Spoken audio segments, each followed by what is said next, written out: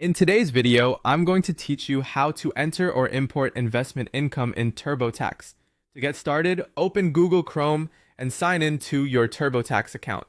Before you begin entering anything, it's a good idea to have your tax documents ready, especially your Form 1099-B or any brokerage statements that report stock, mutual fund, bond, or other investment sales. Having those documents nearby will make the process much smoother and help you avoid mistakes. Once you're logged in, go to the Income and Expenses section. This is where TurboTax organizes the different types of income you may need to report on your tax return.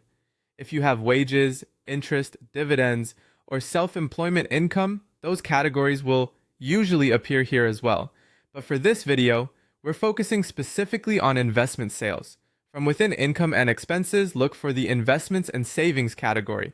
Then select Stocks, Mutual Funds, Bonds, Other, which is the section tied to Form 1099-B. This is the area TurboTax uses to collect information about investment transactions, including sales of securities that may create capital gains or capital losses.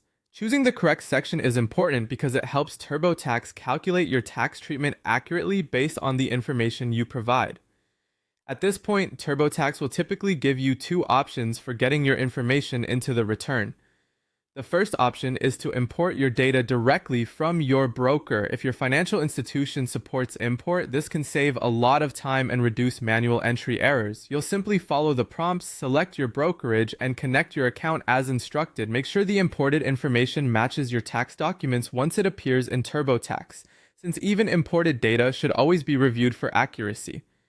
The second option is to enter the information manually. If you choose this route, carefully type in the box values exactly as they appear on your Form 1099-B or brokerage statement.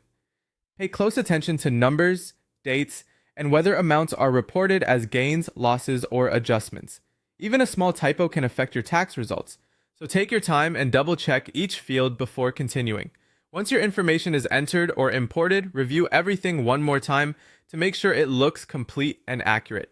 That's how to access the investment section in TurboTax and add your Form 1099-B information clearly and correctly.